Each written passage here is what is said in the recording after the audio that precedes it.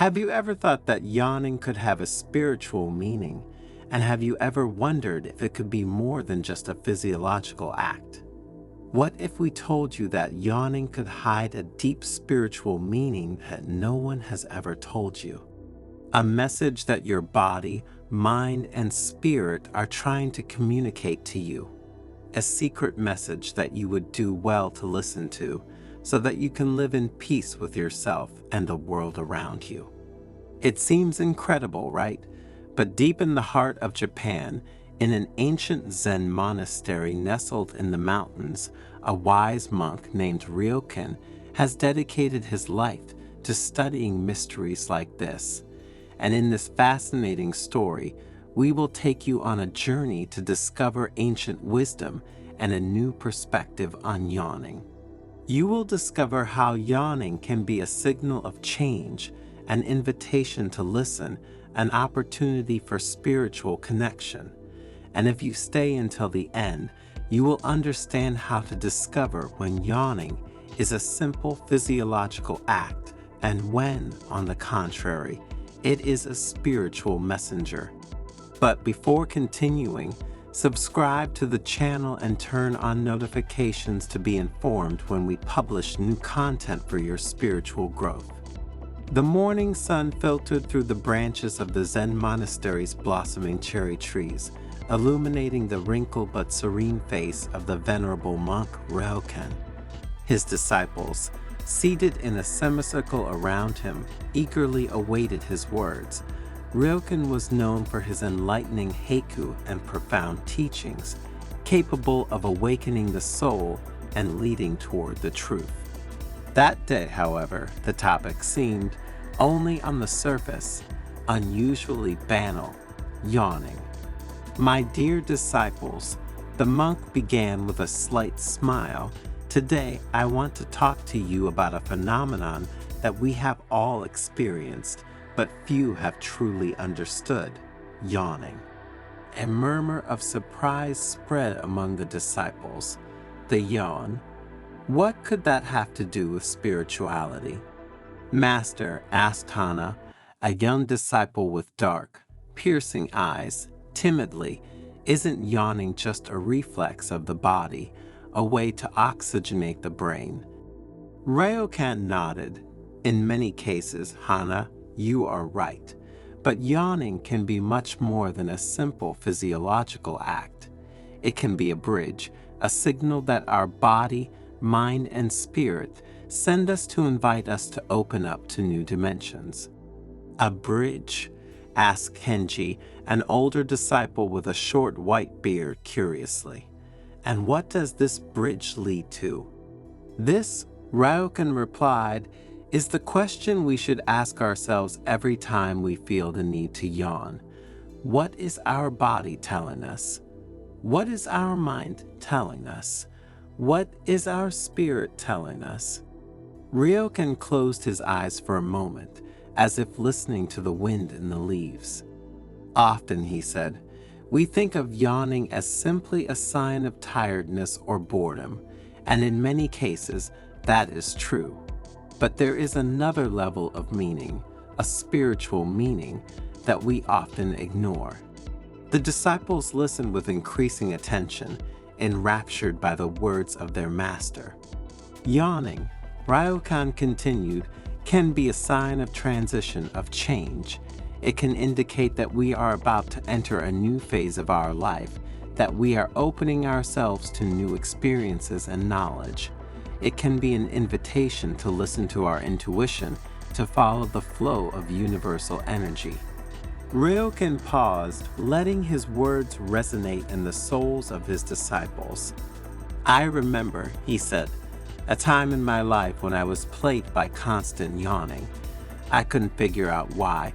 I felt full of energy, but this urge to yawn was constant. At first, I thought it was just a symptom of stress, but the yawning persisted even after I slowed down. What have you done, Master? Hana asked with concern and great curiosity. I began to meditate on the yawn itself, the Master replied.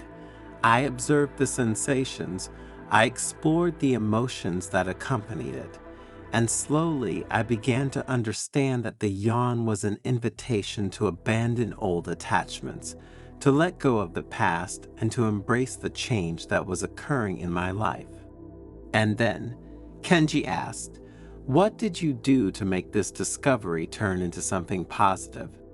Once I embraced change with confidence and opened myself to new possibilities, the yawning stopped. Ryokan replied, "I realized that my body and spirit were preparing me for a new phase of my existence." Then, as her eyes shone with wisdom and her smile spread serenity, she added, "Yawning, my dears, is an invitation to listen. It is an invitation to connect with our deepest essence, physically, mentally, and spiritually. It is an invitation to flow with universal energy, to embrace change, and to trust our path." The disciples were fascinated. Ryokan's words had opened their eyes to a new way of looking at yawning, one that went far beyond the simple physiological act. Thanks to the master's explanations, they realized that throughout their lives they had often yawned in moments of particular emotional intensity or during deep reflections. "But Master," asked Hana, "how can we distinguish between a physical yawn and a spiritual one?" "It's not always easy, Hana," the monk replied, "but there are some clues we can look for.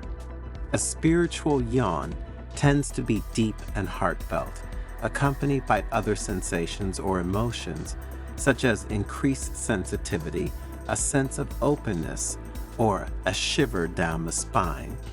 Ryokan continued, "Furthermore, a spiritual yawn can occur at particular moments, such as during meditation, a nature experience, or a meaningful encounter.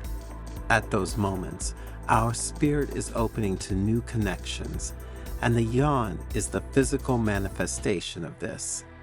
The disciples listened attentively, trying to integrate these new teachings. The lesson on yawning became more and more interesting. Ryokan, looking into the eyes of his disciples, continued his lesson by telling of a young samurai who had once come to the monastery. He was plagued by frequent yawns that made him feel uncomfortable and prevented him from concentrating on his sword practice. He had consulted several doctors, but none had been able to find a cause or a solution. Desperate, Hiroki had decided to seek help at the monastery, hoping to find relief in Ryokan's wisdom. The monk welcomed Hiroki warmly and invited him to share his story, and the young samurai told of his life dedicated to discipline and honor, of his desire to achieve perfection in the art of the sword. And yet he felt dissatisfied, as if he were missing something fundamental. He had dedicated his life to achieving an external goal, but he could not find inner peace. Ryokan listened attentively, looking at Hiroki with compassion. When the young man finished speaking, Ryokan said to her, "Hiroki, your yawns are not a simple physical ailment. They are a sign that your soul desires freedom, that there is a part of you that yearns to express itself beyond rigid discipline. Your spirit is opening to new possibilities, to greater awareness." Hiroki was confused. "But Master," he said, "I don't understand what I should do. I have dedicated my life to the art of the sword, and yet I feel empty." Ryokan smiled and replied, "Hiroki, true strength does not lie only in discipline and technique. True strength comes from connecting with your spirit, with your true nature. Listen to your yawns, Hiroki. They are an invitation to open yourself to new experiences, to explore your spirituality, to connect with the universal energy that flows in everything." Hiroki, inspired by Ryokan's words, began to dedicate time every day to meditation and listening to his body and spirit. He began to observe the nature around him, to perceive the strength of the wind, the delicacy of the cherry blossoms, the majesty of the mountains, and slowly his yawns began to decrease. One day during a meditation session under a waterfall, Hiroki felt a wave of energy run through him from head to toe. A deep sense of peace and connection with everything enveloped him. In that moment, he understood that true strength lies not only in discipline and technique, but in the harmony of body, mind, and spirit. He understood that his sword was an extension of himself, and that to master it, he must first master his own internal energy. From that day on, Hiroki continued to cultivate his spirituality, integrating it with his martial practice. His movements became more fluid, more powerful, guided by an inner strength that went beyond simple technique. Yawns were now rare, and when they did occur, he welcomed them as a sign of further openness and growth. He had found his way, his balance. The disciples reflected on the story they had just heard, understanding the profound message it contained. Yawning, like breathing itself, was a bridge between the physical and spiritual worlds, an opportunity for connection and awakening. From that day on, Ryokan's disciples began to see yawning differently. It was no longer just a sign of tiredness, but an opportunity, an invitation to listen to the voice of one's spirit and follow the flow of universal energy. In the days that followed, the disciples began to share their experiences with yawning. Hana spoke of how a deep yawn, while contemplating a Zen garden, helped her to free herself from an obsessive thought, opening up to a sense of peace and serenity. Kenji spoke of a yawn that had occurred to him while he was writing a sutra, making him experience a deep state of concentration and connection with the profound meaning of the words.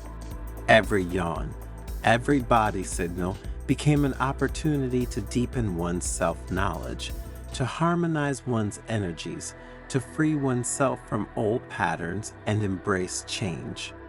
And the Zen monastery became a place of awakening and transformation, where yawning, from a simple reflex, transformed into a precious ally on the spiritual path. And Ryokan, the wise monk, continued to guide his disciples with love and wisdom, teaching them to listen to the language of the body and find inner peace.